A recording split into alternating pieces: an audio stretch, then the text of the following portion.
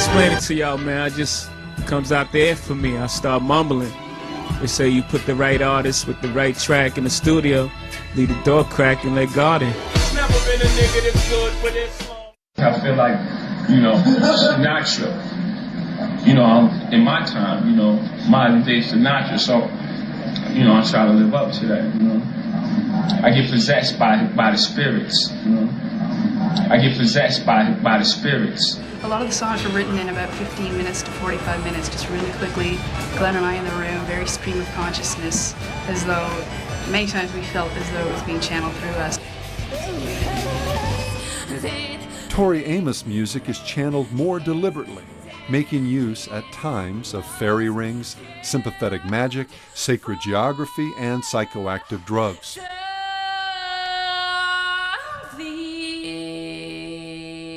When people were asking me about the whole fairy thing, she told one interviewer, it was because I believe in the spirit side. I think music comes through dimensions. It's arrogant to think you can create music on your own. There's a co-creation going on. I don't know with whom, but there is this well that we all tap into. On other occasions, she has described the songs themselves as spiritual entities. I feel like it's really kind of nice they come and use my body to say what they want to say. It's an energy force that comes and visits me. But Robert Plant admitted that his reception of the song was automatic. In the occult, automatic writing takes place as a demon channels a message through the human medium. He must have written 3/4 of the lyrics on the spot, said Page. He didn't have to go away and think about them. Robert Plant admitted, Page had written the chords and played them for me. I was holding the paper and pencil, and for some reason I was in a very bad mood. Then all of a sudden I was writing out words. There's a lady who's sure all that glitters is gold and she's buying a stairway to heaven. I just sat there and looked at the words, and then I almost leapt out of my seat. Notice that the stairway that the lady is on in their album does not lead to light and heaven, but to outer darkness, to the hermit of the occult. Demonic possession has sometimes been seen vividly in Fleetwood Mac's stage performances. Stevie Nicks has admitted to witnessing the results of the magic power she's in contact with while performing.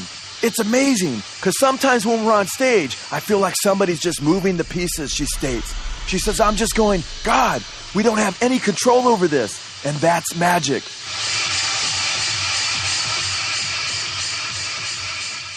Ginger Baker, formerly of Clapton's group Cream, says of Cream, quote, it happens to us quite often. It feels as though I'm not playing my instrument. Something else is playing it, and that same thing is playing all three of our instruments. That's what I mean when I say it's frightening sometimes. Maybe we'll all play the same phrase out of nowhere. It happens very often with us.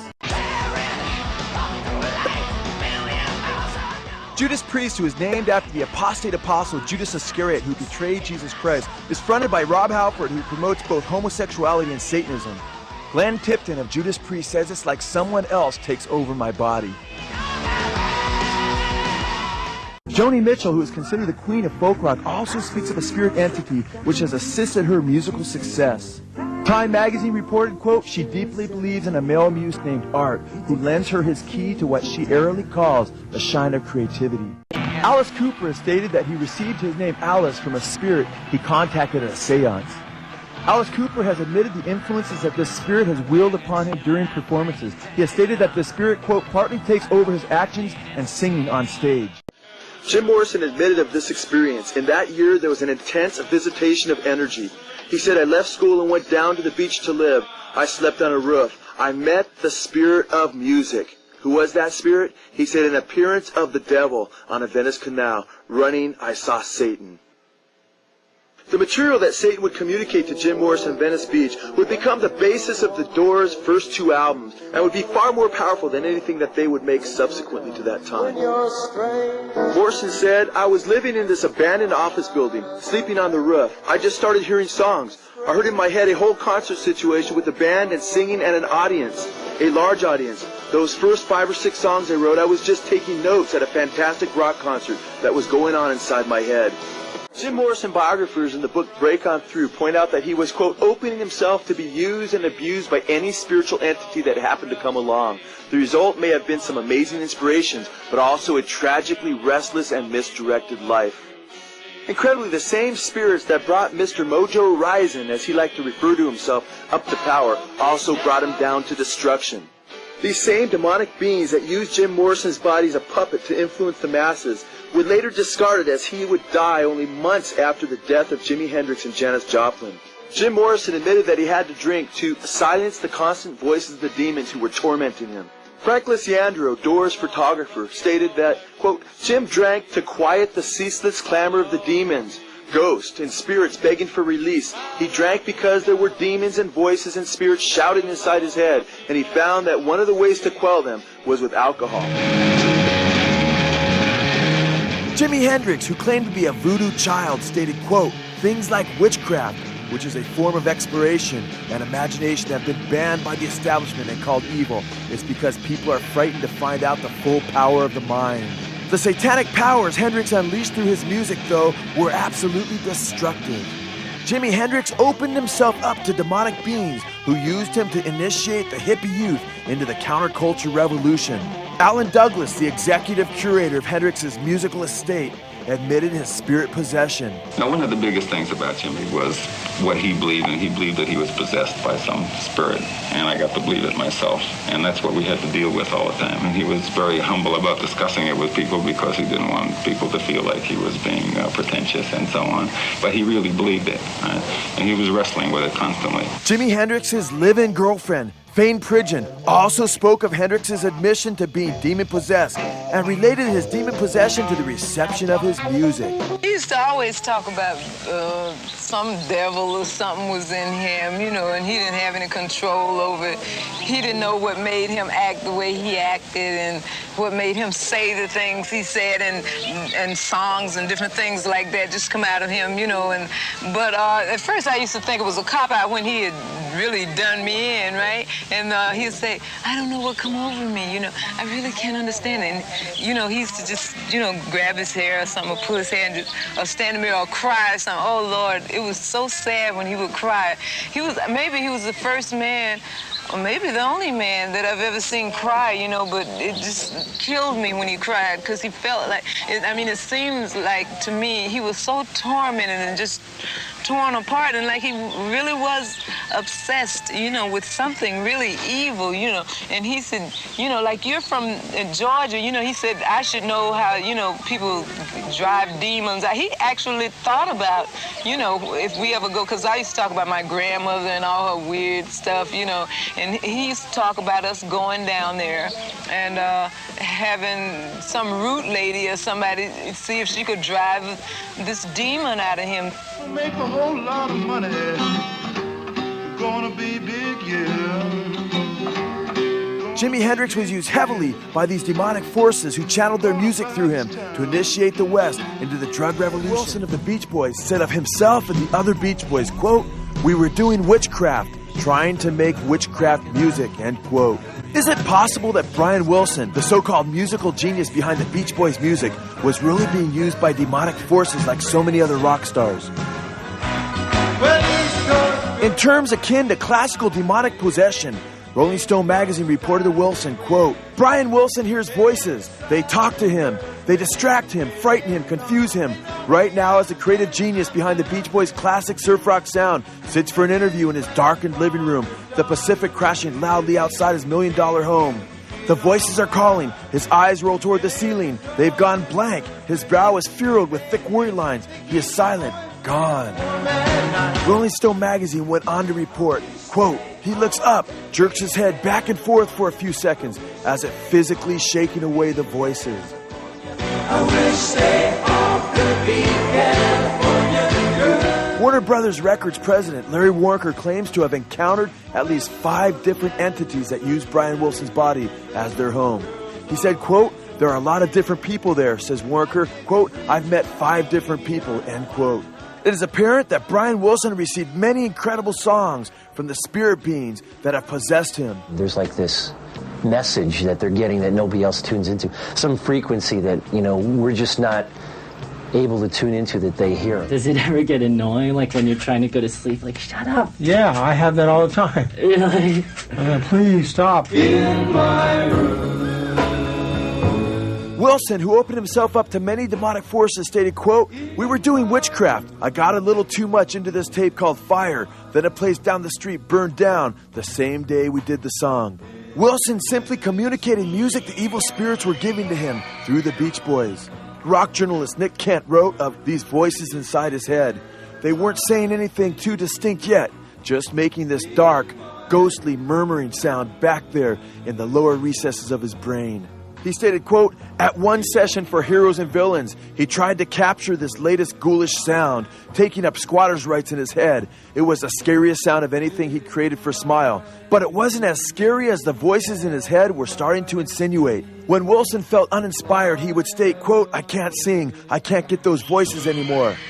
These demonic beings that would once use Wilson as a puppet would later ridicule him by stating, quote, "You're gonna get it, you mother blank." All the voices in his head now interrupting his thoughts, forever muttering, quote, "You're finished, you're washed up, you've lost the plot, blank, and you've lost your mind. You played with God and messed with forces that can only destroy you." Santana actually admitted that he is being used by a spirit that identified itself as Metatron. Metatron has been associated with the eye in the triangle in occult history. In occultist Aleister Crowley's teaching, the eye in the triangle represents Satan himself. Santana stated, quote, "I know it sounds New Age, but in my meditation, this entity, which is called Metatron, he said, we want to hook you back to the radio airwave frequency. We want to reach junior high schools, and universities. Once you reach them, because we are going to connect you with the best artists of the day, then we want you to present them with a new menu. Let them know that they themselves are multidimensional spirits with enormous possibilities and opportunities. We want you to present them with a new form of existence that transcends religion, politics, or the modus operandi of education today. This country was founded with the Bible in one hand and guns in the other." Carlos Santana said that these spirits, which as we shall see in a little bit, were actually devils, had supernaturally brought different musicians to him and worked in the musical arena to bring them all together for this Landside album appropriately called Supernatural. Santana said, "I heard this entity wanted me to know I would be hooked up with the right writers, musicians, and producers for the purpose of reaching high school and college kids, so my inner instructions were clear." He said that Eric Clapton wanted to know if he could play on the album. He said all the people who played on the record said that they had heard my music before I called them, or that I appeared to them in dreams or something. Santana said they knew what was coming before they got the call. Santana admits that he is channeling music from the same spirit entities that used Jimi Hendrix, who himself claimed to be demon-possessed. He said, quote, "There is an invisible radio that Jimi Hendrix and Coltrane tuned into, and when you go there, you start channeling other music."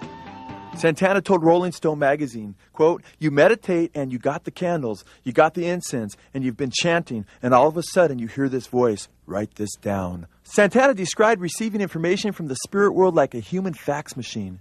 I read where you said that when you start playing, you undergo a transformation of sorts. What happens?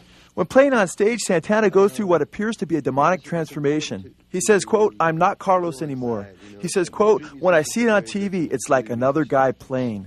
Santana sounds a lot like John McLaughlin, who Santana cut an album with, who stated, quote, "When I let the spirit play me, it's an intense delight. My role as a musician is to make everyone aware of his own divinity." Santana declared that when he and Eric Clapton got together to perform for the album Supernatural, they were, quote, "calling out the spirits." Black Sabbath was named after a satanic being that appeared to bass player Geezer Butler after he had already painted his house black and adorned it with upside-down crosses and depictions of Satan.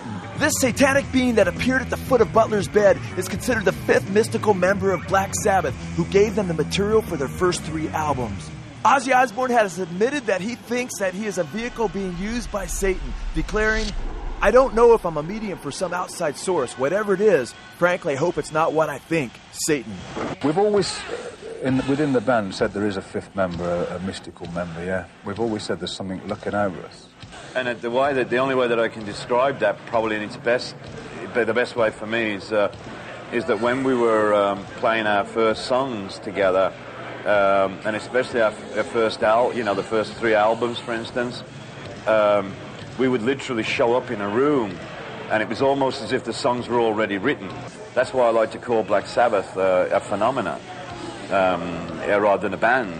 Although it is a rock and roll band, there's a phenomena involved there where that stuff just comes from somewhere, and it just so happened that we happened to be the ones that he came to. Little Richard, who is one of the big three of the 1950s, along with Jerry Lee Lewis and Elvis Presley, also recognized Satan's hand in his success. Little Richard stated, quote, "Some rock and roll groups stand around in a circle and drink cups of blood. Some get on their knees and pray to the devil." Like Jerry Lee Lewis, Little Richard recognized that he was a pawn being used by Satan to lead his fans to hell. Little Richard said of the power that Satan was wielding through him and his bandmates, quote, "I was directed and commanded by another power, the power of darkness, the power of the devil, Satan. We must realize that there is a force that is fighting against us in this world. The devil is controlling our minds, directing our lives."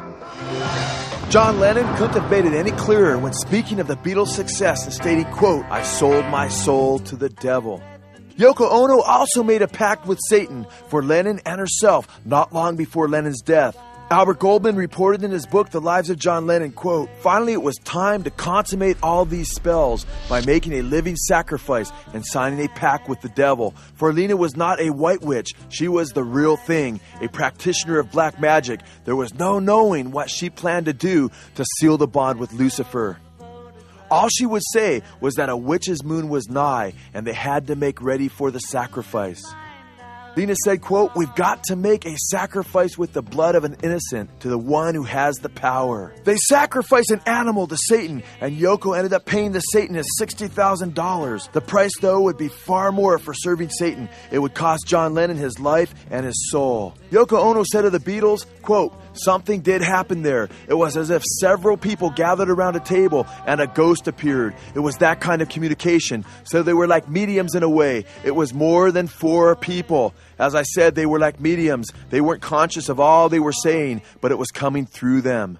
Beatle press manager Derek Taylor admitted, "It's incredible, absolutely incredible. Here are these 4 boys from Liverpool. They're rude, they're profane, they're vulgar, and they've taken over the world. It's as if they founded a new religion. They're completely antichrist. I mean, I'm antichrist as well, but they're so antichrist they shock me, which isn't an easy thing to do."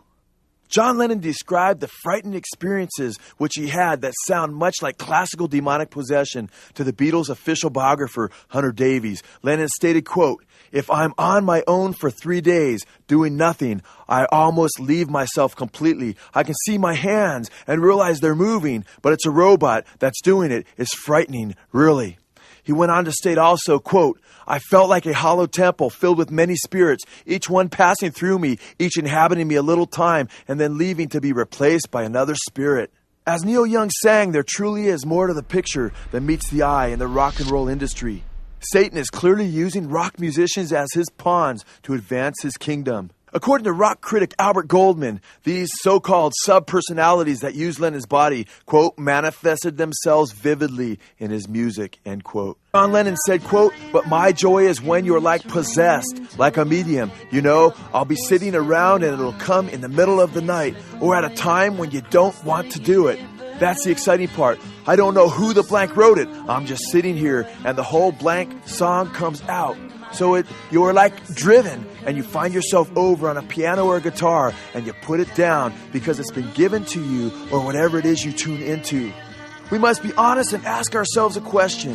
When we allow ourselves to be moved by music of bands like the Beatles and the Rolling Stones, who are we really allowing to move us? Kurt Cobain made no qualms about whom he was serving when he made it known publicly that his stated goal was to, quote, "get stoned and worship Satan." Cobain is described as, quote, "stumbling on melodies by means he himself didn't fully understand." He received automatic writing from the demonic spirits he had opened himself up to. Elvis Presley, like no other artist before or after, had an uncanny effect on millions of his fans. He said he had no control over the way his body responded to music, and described the transformation that took place with him on stage as though he were being possessed by some, quote, "surge of electricity." Steve Dunleavy, author of Elvis What Happened, stated Elvis Presley was straddling the microphone in the most suggestive of manners, his groin gyrating inches from the upright stand, and he was shaking in convulsive movements as if possessed by an alien spirit. When he sang loudly, he commanded his worshippers. Later in life, Elvis would acknowledge that the strange powers that he'd wielded over his audiences were occultic powers that he'd received from the spirit world. Elvis, as a child, believed that he was being guided by the voice of his brother Jesse, who had died at birth, but later admitted that he was being used by a hierarchy of spirit beings. His close friend Larry Geller wrote that Elvis believed that he was working under the aegis of these masters, that they had helped him. Elvis admitted, "I always felt an unseen hand behind me. I heard that same voice and thought it was my brother. That's what I thought. I heard this guidance guiding me all my life. That's why I'm here and why I'm doing this. This didn't just happen. This wasn't mere happenstance." Author Gary Herman stated that Elvis, quote, recognized the devil's part in his success. In his book, he shows how Elvis Presley was so influenced by the occultic masters from India that he was even going so far as having his stage costumes designed in the manner of the masters. He writes, in Elvis's mind, his life was being directed divinely by the brotherhood of masters and illuminated beings, enlightened entities that have existed since time immemorial. And he truly felt that he was chosen to be here now as a modern-day savior, a Christ. Jesus Christ warned concerning spiritual deception in the end times before his return. He said, "For many will come in my name saying, I am the Christ, and will mislead many." Beyonce may have found more than she bargained for and ended up getting possessed by a spirit. Rolling Stone stated in one article on Beyonce, quote, "A woman possessed, Beyonce is gripped by a spirit so powerful it even has a name, Sasha," end quote. Beyonce said in an extra interview, quote, "I think Sasha Fierce is part of me. That's why the name of the album was I Am Sasha Fierce." She goes on to say, "She lives within me." I think Sasha Fierce is a part of me. That's why the name of the album was I Am Sasha Fierce, because it's all the same. She lives within. Beyonce claims that she is typically more reserved and cannot sing with as much power, but when this spirit entity possessed her body, it energized her vocal ability and caused her performances to skyrocket. I'm really kind of shy, and not really shy, but more reserved, and nothing like Sasha. But I guess I wouldn't be very entertaining on the stage, so Sasha comes out, and she's fearless. You know, she can do things that I cannot do when I'm in rehearsal. I mean, I can try, but then it just doesn't happen. I can sing notes and sing strong and do all these things that when I'm just by myself, I can't do. And I remember right before I performed, I raised my hands up, and it was kind of the first time I felt something else come into me, Strangely, Beyonce in the past has depicted herself on stage as picking up a coin with the image of her face on one side and the image of Sasha Fierce on the other. When flipping the coin, if it comes up Sasha Fierce, she then allows the spirit entity of Sasha to take control of her body. Beyonce appears to be possessed by an evil and perverted spirit of harlotry. Apparently, the spirit entity Sasha Fierce leads her into perverse and raunchy sexual behavior that Beyonce would never do if not under Sasha Fierce's diabolical influence. Beyonce has admitted, quote, "When I see a video of myself on stage or TV, I'm like, who is that girl? That's not me. I wouldn't dare do that. And I wouldn't like Sasha if I met her off stage," end quote. This demonic entity is more than some alter ego, but a spirit that possesses Beyonce's body. In fact, Beyonce seems to black out and be unconscious of her body when this evil spirit takes control. She describes it this way, quote, "I have out-of-body experiences. If I cut my leg, if I fall, I don't even feel it. I'm so fearless. I'm not aware of my face or my body," end quote. Beyonce says, quote, "It's like a blackout. When I'm on stage, I don't know what the blank happens. I am gone," end quote. Satan's desire has always been to be worshipped in place of God the Creator. In Isaiah chapter 14, we read that Satan wanted to be like the Most High God and wanted to exalt his throne above the stars of God. In Matthew chapter 4, Satan asked Jesus to bow down and worship him. Jesus responded and said, "Get behind me, Satan. It is written, thou shalt worship the Lord thy God and serve him only." Sadly, this is ultimately what Satan and the demonic realm want. Here we see Beyonce, or Sasha Fierce, give the creepy request of asking the crowd to reach out to her so she can feel their energy. Everybody put your hands towards me. Everybody, I want to feel your energy. Wave your hands with me, come on. Tragically, the crowd is clueless as to who they are praising.